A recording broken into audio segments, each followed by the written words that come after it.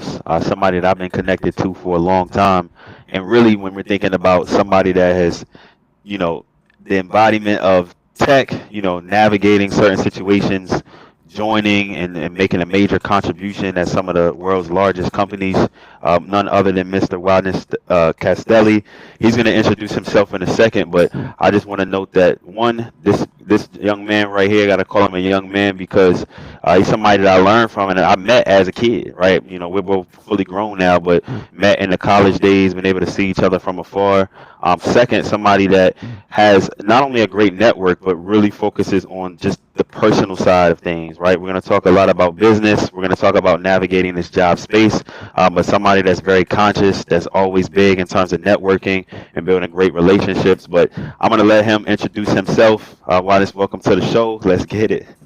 Yo, Nigel, thank you for having me. Appreciate the plug. I mean, you said so much just now. I don't know what to say, but I'm definitely grateful to be on the platform and Sure. sharing the gems that I've learned throughout my career and personal life with everyone. So, quick background, my name is Wadness, born and raised in Jersey, first generation, the son of Haitian immigrants. And for Yes, sir. me, I just learned a lot from my family, my upbringing. I said to myself at a young age, I wonder what would happen if I did X or Y or Z. So I asked myself a lot of questions when I was younger. And now, as like a seasoned adult, so to speak, I'm able to like look at it from a different perspective. And I'm glad that I made the decisions I made when I was younger to be where I am today. I'm happy to break that down in detail for the community. Nah, for sure, man. And just quick company drop. You worked at some pretty big places, but for the folks that don't know, maybe you just name drop some of the companies or businesses that you had a chance to, share your talents with. Yeah, absolutely. So I'll share it from like a linear pathway. So Okay. my first internship was with AIG, Okay. insurance, financial services. From there, had my internship with the Brooklyn Nets and Barclays Center, Dang. Showtime Networks, and then from there, first job out of college, Hypebeast, Mm. then Spotify, then TikTok. Spotify, Hobbies, and Hypebeast. Like that's the shoe brand, right? Hypebeast, all things pop culture, footwear, Gotcha. luxury fashion, all that. So if you're big on Supreme and things of Yeah. that nature, like that was a whole thing. That was a whole episode. I could literally like talk about that in detail about what it was like working at Hypebeast, fresh out of college, and like consumerism. Man, Mm. I was exposed to it big time. I love that. Now, for the viewers that's listening, we got a lot of people that are either graduating college or very early career. You know, we talked about it before this episode. What does it mean to kind of work at some of these bigger companies? You learn a lot, like once you actually go through it. But from your perspective, how did it feel when you first entered the workforce? Maybe to compare to how you may view it now. Yeah, I think that's a great question. So, a quick story. I was a part of a program called the T. Howard Foundation, which is Mm, pretty much like a pipeline program to get more professional of colors into the media entertainment industry. mm, And we had like a career day at the NBA HQ in New York, National mm. Basketball Association. And I remember meeting like professionals who worked at the NBA on the corporate side. And I remember it was like a Q&A session, right? And I asked this question because I was like, ballsy, right? I was Yeah. like, what do I need to do to have a sexy job like the one that you have? And everyone chuckled, like sexy job. And like they were kind of like wondering what I meant by that. But like Right. as a what 19, 20, 21 year old, I saw the NBA as like creme de la creme. And my mentality was if I'm going to graduate from college, I want to make sure that I'm going to a reputable firm that can Mm, literally put me on the right horizon for me to grow throughout my career and life. And I think for myself, I had a different perspective on what a sexy job meant. mm, And I realized after securing sexy jobs that mm. it's not all that it's cracked up to be, right? Right. A job is a job at the end of the day. How you leverage it, how you make the most of it, it's up to you. Now let's talk a little bit more about that sexy jobs, right? Because a lot of people desire them, and but it takes a bit of preparation, right? We'll talk about the after effects before, but maybe what were some things that you were doing in college or maybe even post grad to start to build up that resume portfolio and get in position for these very competitive sexy jobs? Yeah. Honestly, this all started back in high school, if I'm being honest, Ooh, senior year. So I was a student athlete, track and field, football, nice. played defensive back, and there was an opportunity where I was able to start varsity, and I decided to quit the football team to pursue a program called Development School for Youth, which was pretty much like a 12-week business boot camp program that would guarantee you a paid summer internship upon successful completion. So think resume writing, dress for success, mock interview prep, all of that. And it basically taught me that in preparation to going to college and getting Wow. internships. I say that to say because by the time I graduated from the program, I also graduated from high school. So I'm Mm, 17 at the time, and because I was a part of yeah. this program called EOF, Education Opportunity Fund, I was able to take college classes that summer going into Mm, my freshman year. So I was able to postpone my summer internship to the summer after my freshman year. So I already had 1 year of college under my belt before I had my first internship. So that's with that big. being said, my mentality is different. I'm seeing Right. things differently. In my mind, I'm like, okay, I just experienced 2 semesters worth of college. Now I'm coming into corporate America and I can connect the dots. I can see what I need to do in college to come back here to be better as far as being a professional, how to speak, how to dress, Mm, how to conduct myself, right? All those small mannerisms that you peep, like, wow, he's such an eloquent speaker. Oh, he has great questions. He does this, she does that. I that's right. learned, and now I went back to college and said, okay, now I know what I need to work on. Now I know what tools I need to add to my toolbox. So I would definitely say that being able to reverse engineer that experience and having that Mm. exposure at an early age definitely helped me to make my sophomore, my junior, and my senior year more productive because I saw what was at the end of the tunnel early on. And I'm so glad you mentioned that. It's like it's something that you actually worked and put the time in. And I think about like college or whether it's a boot camp, whatever education that you have, it's very similar. I equate everything to sports, right? You are, especially if you're a 5-star recruit, you go to Kentucky, Carolina, wherever, you're going there so you can have the aspirations of going to the NBA. And the Yeah. problem that I have is that a lot of us don't take our careers in that same light. Like, yo, I'm just playing around, I'm taking these classes, or I'm in this boot camp. But like, nah, like I'm John Wall. I'm at, like, I'm a big time Yeah. 5-star player, and I have big aspirations. I want to go to the league, and the league, at least for me, was like my first job out of college was Meta. I know in your situation is like, okay, you going here, you going there, so it's like, why do you feel like some of us don't have that mentality? Even I see smart people that ace high school that aren't. I don't know. Like, what's the disconnect? Especially now, it's super competitive. Yeah. What I would say to that is that not everyone has that dog in them. Mm, They just don't, right? I went to public school and same. I remember that I was in a tough spot because I felt like I didn't really vibe with a lot of my peers, right? Mm, Mind you, it's public school. yeah. Freshman year, I had a tough time. I had, general classes, and I didn't really find my community until my sophomore year. And when I say community, I mean like honor society, AP Right. classes, etc., like People that. that care. People that People that care pretty care. much, Yeah, I right? got You you. couldn't be in classes with regular folks, if you know what I mean, right? Well, it depends on where you went to school, right? There's some public schools Some public that schools. that do a really good job where like most people care, right? A lot of the kids go to college where if you listen and you went to my high school, you understand. A lot of people not going to college, so they just don't care, you know. So it's like, Exactly. Exactly. So like that was kind of like the space that I was in. And I say that because once I was able to find my community, my tribe, iron sharpens iron, and I was yeah. able to obviously compete with my classmates. And I say that because my senior year, there was a scholarship competition, right? Mm. A writing essay prompt, you got to answer it, and then you Before win money. ChatGPT, by the way. Before ChatGPT, like you literally had to write. And I have this running joke that I'm a pretty good writer, so to speak. I take AP English, so I know a Right. little thing. But long story short, I submitted my application, and I remember like weeks went by. I'm literally in my AP English class, and over the loudspeaker, they made an announcement.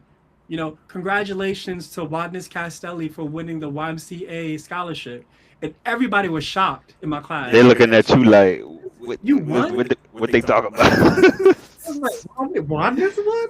They was like, "What?" Mind you, the valedictorian of my class was also in that classroom with me, right? Oh, They all thought that okay. she was gonna win because she was the Wow. top student in class.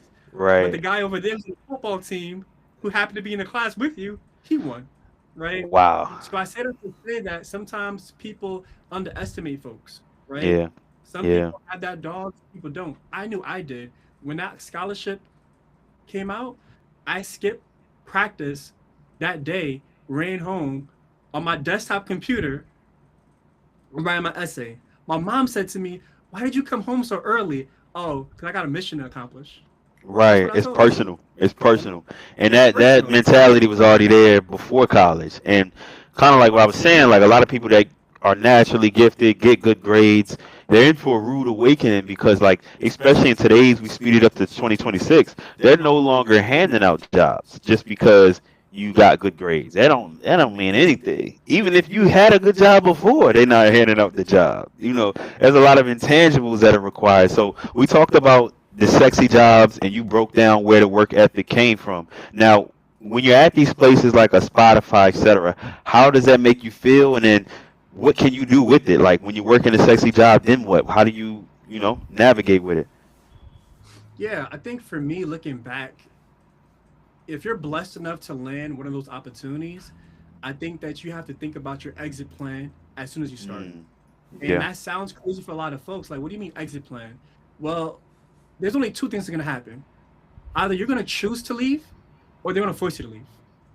So you might as well What? think about how you want to exit All right. You're before not it gonna even stay there happens, forever. right? Because Yeah. you're not going to be there forever. Like, if God Yeah. only blesses you to be there for 1 year, 2 years, 6 months, what do you want that time frame to look like for you? Perfect world, ideal scenario, right? I'm wired that way in terms of how I think because I don't want to have any regrets. So for Now me, you've hit a lot of few companies. How long? Because I know people may be thinking this. How long? How short is too short to leave? I mean, it all depends on how well of a story you can tell, Yeah. right? How good you are interviewing and who wants you, right? Where you going? Yeah, it's Exactly. true. Because you could be at a job for 6 months and kill the game, and you have a whole bunch of things to talk about in 6 months, True. right?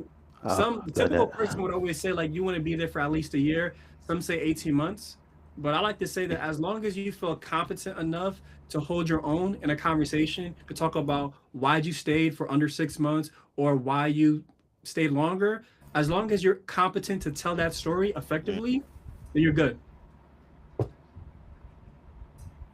mm, you're right.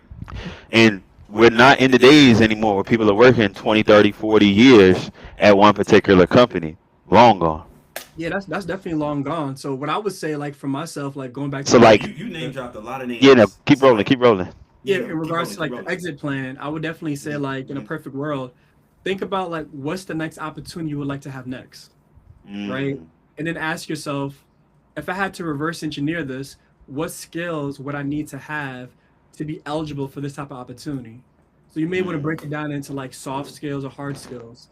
Like soft skills back in the day was obviously your ability to present, anything right. related to cross-functional communication. Nowadays, people can argue and say soft skills are now the hard skills, right? Because with the advent of AI, executing work is now the easy thing to do. Being able to communicate the value of the work, right? The Mm, trade-offs, right? The decision making, the mental model used to put the work together. That is now the hard skill because if you can't justify why you're doing X or Y, then you don't really know your stuff. So you hmm, may want to have exposure to being in those types of spaces. So now you can say that I didn't just support a project, I owned and managed and delivered the project. That makes mm, you more valuable in the eyes of a hiring manager because they know that, hey, if I were to give you the work, I have confidence that you'll be able to deliver, and I don't have to right. hold your hand throughout the process for you to be successful with this project. Mm. And And you you kind kind of of were were throwing throwing out out a a few few words words like like go go to to market, market, communicating the communicating the value. value. One One thing thing that that I've I've seen seen from from a a lot lot of of junior junior associates associates is is they they don't don't necessarily necessarily have have the the business business acumen acumen to to compete compete for for these these roles. roles. Not Not that that they're they're not not smart or smart or they they can't can't do do it. it. They They can't can't even even articulate articulate maybe maybe some some of of the the terminology, terminology, the the vocabulary, vocabulary, and and know know some some of of these these phrases. phrases. Obviously, Obviously, we've we've worked worked at at both both some some big big companies, companies, but but like, like, how how do do people people catch catch up? up? Right? Right? It's a It's a new new language. language. This corporate go-to-market strategy. It's like a whole new language. What can people do? Yeah, honestly, exposure is the best way to Mm, like immerse yourself yeah. in these spaces. If you don't know something, look it up. And it Right. sounds easier said than done, but I was the guy that used to literally go to every weekly meeting, all hands, with a notebook and pen. Mm, Why? Because of this quote that I always love saying, Confucius, right? Chinese philosopher. The stalest ink is better than the sharpest mind. meaning that Mm, it's better to write something down, even if it's faint, than trying to think that you'll be able to remember it. right. Because if You someone won't. is dropping bars in a meeting, right, you think you're going to remember that 30, 40, 50 minutes from now? Probably not. Maybe. But I prefer writing it down and jotting down different ideas that came to my mind as I heard X, Y, and Z. And I get to go back during my free time, look it up, buy a book on Amazon, do my own due diligence so I know how to use that word. Because again, this industry, I mean, just corporate in general, is filled with jargon, right? Mm, People think that if I know all these big fancy words, I'm gonna come across smart. I don't know if that's the case. I like yeah, to believe that the smartest person in the room is able to simplify the most complex of topics, right? That shows me how intellectual you are by being able to do that. that's what they do at Disney. Can you tell the movie in 4 sentences? A 2.5 hour movie. Mm. The star player who grew up in a bad world. He met a guy. He found the villain, and they were on a quest to take him out. Simple. But a Simple. lot of people don't have the ability to break stuff. Is to simplify They it. can't. They can't. So it's always better to challenge yourself doing the hard work now because you're able to benefit from it later on Right. when the opportunity presents itself. Man, let's talk about TikTok. That's a lot of people ask me, Nigel, how do I get into Google? How do I get into Meta? How does it feel working at TikTok? Take me through that. Honestly, TikTok happened organically by me planting seeds early on in the process. And I'll break it down. I'm at Spotify. It's Right. the pandemic. It My is. bedroom becomes the office, right? And essentially, I'm like pretty much looking for new opportunities, especially as I'm looking to make a career switch from being in like account management and wanting to pivot into product marketing, right? Right. Once I realized it was difficult for me to make that switch internally, I started looking externally. So Sure. again, I'm a person that is driven and motivated to learn on my own. So whether it's buying books, podcasts, et cetera, I'm gonna do the work to position myself to be where I want to be. So long story short, I'm learning about like no code tools, like Airtable, for example. And I'm like, Airtable sounds cool. I go on the website, I see a testimonial from a product marketing manager on how they use Airtable. I'm like, oh, that's pretty cool. A product marketing manager, which is the role that I want to have, is giving a testimonial about this product I'm looking to learn. Cool. I go on LinkedIn. I was like, yeah, I wonder if he's on LinkedIn. I find him Boom. on LinkedIn. And me being the person I am, I sent him a message. I Boom. was like, hey, I saw you on Airtable. Would love to learn more about your experience in product marketing. Let me know if you're open to having a conversation. He said, Right. yeah. We had a call something like this. I Right. stayed in touch with him over the years, right? Wow. Fast forward a couple of years, he just so happened to work at TikTok. I saw a lot of opportunities at TikTok. I reached out to just catch up. I had a call with him just to learn more. I didn't even mention like, hey, could you put me on, et cetera, et cetera. I Right. was Right. inquisitive to know more about the culture, the experience, what it's like there. By the end of the conversation, right, we're saying like, our goodbyes and whatnot. He said to me this: if you're open for opportunities, we're hiring, just to let you know. He then sends me a link to a role that he think I'd be a good fit for. I apply. Fast forward throughout the interview process, I realize he's the hiring manager. I didn't even know. And you had no idea. I had no idea. So pretty And much, how long were you how long were you networking with them for? At least like over a year or 6 months? this was a 2 year relationship right here that happened. This Wow. is over the course of 2 years. So this is what I meant by planting seeds in one season of my life, and now it nurturing into an opportunity in another season. So let me ask you a controversial question or situation. Mhm. This for you took 2 years, right? You're Yeah. doing your thing at Spotify, you're building a relationship, and it's genuine. You're curious because you saw them in a genuine way, and you built that relationship. And I know you get this. How do you feel about the people that may DM you, "Yo, put me on. Y'all hiring?" Question mark. And y'all maybe haven't talked before. You gotta shoot or shoot, but it's like I have a few thoughts in there, but what's your thoughts on that? Oh man, I love this question because I experienced both sides, the good For side sure. and the bad side of that. And I experienced this a lot fresh out of college, right? So Mm, think about it from the standpoint that, you're looking at things in your relationships with people from a college lens. You're Yeah. boys, you're cool. You guys are like, communicating over IG DMs, stuff like that, right? Right. And they now see that you're in an opportunity that's pretty cool and pretty amazing. And because they have a level of relationship with you, they think that they can continue on having that type of conversation with you and having that relationship with you now in a different setting, knowing that you are now in this type of position that you're in now. For So sure. I remember I was trying to refer someone that I knew for an opportunity at the company that I was employed at. And she literally emailed me with the subject line, profanity, you guys hiring? And I was like, come on, Nah, ain't no come way. on now. Like, I know we're Which, cool and all, but like, don't be informal to that degree right, that that's you think it's crazy. cool, That's right? crazy. So Huh. long story short, I say this that when people ask me about like opportunities, I keep it a buck with them, right? And I like to let them know like obviously if I'm going to vouch for you, it's my reputation, right? Don't make me look crazy, so I Right, won't of make you course. look crazy, For sure. right? You want this opportunity? I'm going to do what's best in my power to position you to get an interview and do your thing. But again, you got to help me help you. Now, would you ever tell somebody no? Like, if they reached out and you felt like they weren't a good fit, would you still try? Or if you could just look and say maybe they haven't, they're not qualified, they haven't put in, a certain level of work that needs to be put in? Have you got, because I've been put in those types of situations where like people were asking me for certain things, certain opportunities, and I'm never the type to like, turn down somebody's dream. I just have been doing this so long. I just know that it's like, I mean, I could throw the name in the hat for sure, but it's a waste of my time, like, and that's tough. Nobody wants to hear that. That's tough. Yeah, it varies because I think there's levels to it. If it's simply a referral for an opportunity, knowing that I get a kickback, so be it, For right? sure. I'm talking about things that aren't related to, I'm talking about, it may not even be a job opportunity, right? You can relate because you worked at TikTok. I worked both at Google and Meta.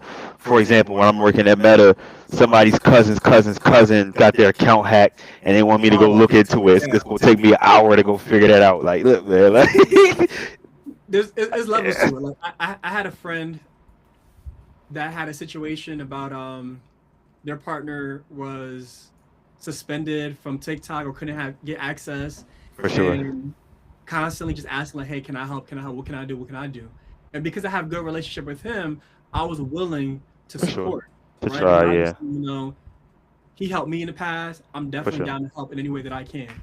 For sure. But I've been in those situations before, and for a majority of them, the answer is, "Hey, that's outside of my scope. Yeah. What do Sorry, I, what do I do then? Who do I talk to? customer support." Customer support. And I think that's just as a people, as a community, sometimes it's hard, right? You kind of sometimes look down on for saying no to somebody. But we kind of take on, especially I don't know about you, man. You working at TikTok. I know when I worked at Meta, in my circle, this is college. I was the only person that they knew that worked at Meta. So imagine how my homies back in Baltimore was looking at me. It's like, Well, what? yeah, Like, yeah, no, for sure. That reminds me. So when I was at TikTok, in everyone's profile, you kind of have like a bio, right? And additional information that you could put as you see fit. This is my first time ever seeing this. I think it was either Spotify or TikTok, but someone had a document, like a one pager, that basically was like how to work with me, right? So basically, it outlined all their preferences, right? say that, How to ask for reach this. out to me, when my working hours, things that I like, things I don't like, my preferred communication style, et cetera, et cetera. And I thought that was beautiful, right? Because Yeah, now you're giving people the opportunity to connect with you in the way that you want to be connected with.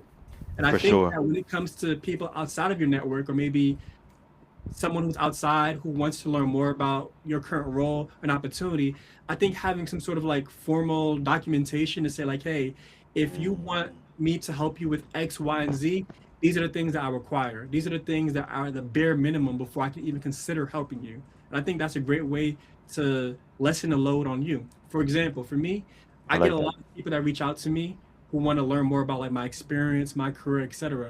And I used to always go back and forth via email or DMs, etc., doing the calendar wars. And I'm like, I'm not gonna do that no more, right? That's very annoying. So I decided to create Yeah, a Calendly account. And now there's certain days out the week where I make myself available to have these types of calls with my network because I know that on Monday evening, Wednesday evening, or maybe Tuesday evening. From this time, I'm free. So if I'm catching up with somebody, I'll be like, hey, here's my calendar link. Find a time that works for you. We'll chat soon, Mm. right? So it makes it easier. It lightens the load for me. However, if you don't have a scheduling link, it's imperative. Scheduling link, whether it's Google Meet, Calendly, whatever it is, you need that as a professional. Hey Nigel, hey, like we trying to do this. Okay, Friday work, Wednesday work. It's too much. It's too Too much. much.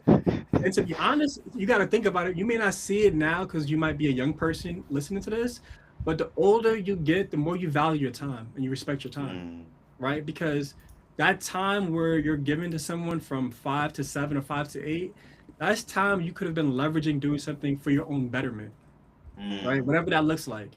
Spending time with family, right? Going to an event, right?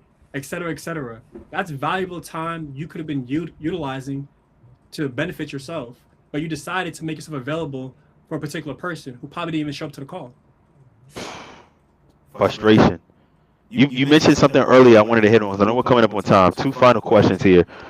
For all my listeners, what the heck is GTM? What does that mean to you? Like, why are you in that field? And like, what is it like professionally? Go to market. What are some things to consider when you're learning about that, or just in the corporate space? What do they need to know about GTM? Question for me? Yeah, that's a question for you. Yeah, GTM. Tell us about it. Go to Yeah, market. yeah, GDM, go to market. Again, that's a very broad thing because it means different things to different people, right? Yeah. When you're in sales, you probably have a different approach to go to market as far as being able to reach out to your prospects and be able to convert prospects into customers. If you're on the marketing side, you may be thinking about it from more of a strategic lens to say, like, hey, we have this product, we're looking to launch it to a particular audience, a segment, a market. What is the best way for us to approach launching this product to the right set of customers so they like it, know it, and trust it, and are able to adopt this product, refer it, and for it to be a profitable product for us? So I like to say when it comes to go-to-market strategy, there's different pillars and layers to it, right? Of course, you have research. Everything is founded via research. That's your foundation, right? You want to know like who are some of the competitors in this space. For example, if I have this iPhone, I know that Samsung is a competitor. I know Right. Google Pixel is a competitor. I need to know all the other players in this space, right? Because I now have to do my own positioning and messaging. So when people see an iPhone, they be like, okay, we're an iPhone. We're not a Pixel. We're not a Galaxy. We're not a this. We're a this, Exactly. right? And here's why it's beneficial to you, right? Because if I can't Mm, answer that question for myself, I can't expect you to answer it for me, right? no. And then from there, I need to make sure that my messaging is tight, right? If you are a potential customer, what do I want you to know about this product, right? Mm, Specifically, if you are a customer, I need to identify what kind of customer are you, right? Are you a corporate customer? Or are you just a regular mom or dad who's trying to buy an iPhone for your kid before they go back to school, mm, right? And I can yeah. have different messaging that can speak to the core pain points, problems you have to communicate that value. And then lastly, channel. Like, where do I want to show up? Right? What stores, what integrations? Maybe I'm at Best Buy, maybe I'm at Walmart, right? What are different places I want to show up because I know my customers live there. So Mm, go to market, it's a very conceptual, broad thing, but there's two sides. You have the strategic side and the tactical execution side. And I like to say that strategy is execution baked in. If you're not thinking about execution, then you don't got a good strategy. mm. And it's like I know I saw a quote, mini entrepreneurship is going to be big by 2030, 2035. Everyone's going to have a side hustle. Everyone's going to be doing something to survive in this economy. It's crazy. Can you tell us a little bit more about what you've been working on recently in terms of, you kind of stepping outside of your traditional roles? Yeah, for sure. So like for me, I always said to myself that I love what I'm doing in my professional world as far as what I'm learning, what I'm doing. But there was a situation that happened to me in my first job that I never forgot. So long Yeah. story short, I had someone in my personal network reach out to me and was like, "Hey, you work in marketing, right?" And I was like, "Yeah, I graduated with a degree in marketing and I work in the marketing space. What's up?" Yeah. And I was like, "Well, I'm looking to do X, Y, and Z in my business. Can you help me?" And I was like, "Sure." And that's what I did. I helped that person. Right. but I didn't help that person the way they needed to be helped. I Mm. helped that person conceptually, textbook, theories, right? Looking back, what that person wanted was somebody to hold their hand with a done for you model and literally Yeah. help them create that asset, that landing page, right? That marketing strategy and execute it for them. That's what they needed, something tangible, not just a textbook theory. Back then, ChatGPT, AI wasn't out there. So it's like I kind of gave them like a whole one pager of an idea of what to do, right? Right. They didn't need that. They wanted someone to actually hold their hand throughout the journey. And with that, I said to myself, like, damn, I must not really know my stuff if I can't really help people. So I took that personally. So I invested in the books, the courses, the podcasts, etc. And I Yep. said to myself, I want to actually be able to help people with what I do Mm. on the job, take what I've learned and apply it to help. So I have my own go-to-market advisory called Capab, which means capable in Haitian Creole. So Love that that. was my goal of being able to combine my cultural background with my profession and marry the two together. So what I focus on is how can I help startup founders who have products be able to win and keep customers? Mm. Specifically knowing that anybody can help them with go-to-market, but what I like to do differently is I like to focus on cultural insights. Mm. Why? Because culture moves people. It does. If I can identify with a person's culture and speak to that, in addition to aligning my product with that, I won, Mm. right? Think about all the products that we buy, that we've purchased over the years that align with culture in the right way. And they Yeah. showed us that they get it, right? The values, the beliefs, the language, etc. Because again, the way to influence people is through connection, meaning, and differentiation. If I know a product speaks to me and my values, then I know that product was designed with someone like me in mind. Hey, you got me thinking, man. And this is gonna be the last question. Like when it comes to consumerism, and I think about brands like maybe like Timberland, and I say that and correct me. I don't know necessarily think Timberland had it originally in their mind when they were creating their shoe, in terms of the way that we may rock it in the way that you saw it, growing up and still to this day. Like, is that a go-to-market like surprise? Like can that stuff happen? Like a culture can take something on and spin it in a way where nobody was even thinking about. Like, that's crazy. Absolutely. Like there are communities that can adopt a product and reframe it through a different lens, right? When you think about like Timberland, like you imagine, initially Timberland was Well, hike probably it. meant for like construction workers, hikers, etc. It wasn't until like hip hop culture had a strong affinity with Timberland, started rocking it, and then the data showed like, hey, a lot of people in this segment buy our products. And sooner than later, they decided to position themselves with hip hop culture, and they saw a Yeah. spike in purchases, right? Affinity, and that's a brand doing it the right way. Once you realize that a particular audience or a subset of an audience loves your product for whatever reason, and you do the work to understand why, it's only right to align yourself because you want to Right. make fans and also you want to make lifelong supporters of your product. That's why to this day, people will still rock Tim's, and Tim will always support the community. For the That's life. For life, and it's crazy. We talking about a hiking boot, a construction boot. Never people never went on a hiking trail day in their life. Never picked up a jackhammer, but wear Timbs. they were Tim's, and there's so many other examples of like brands that align themselves on the right side of culture, and they Mm. saw massive success. Right? I think oftentimes when you see brands that try to hop on the next trend on some culture vulture, that's It's when you like, do it wrong because you're just trying to capitalize on this trendy moment without actually giving and contributing to that community, right? mm, That's why the concept of culture, it's very unique because culture means different things to different people. I like to right. say this to simplify it. I like to think of culture as the invisible set of rules that govern how particular people think, believe, speak, etc. And if you're a brand, before you even consider saying X or Y, understand what the cultural belief of that community is. Do your homework, your research.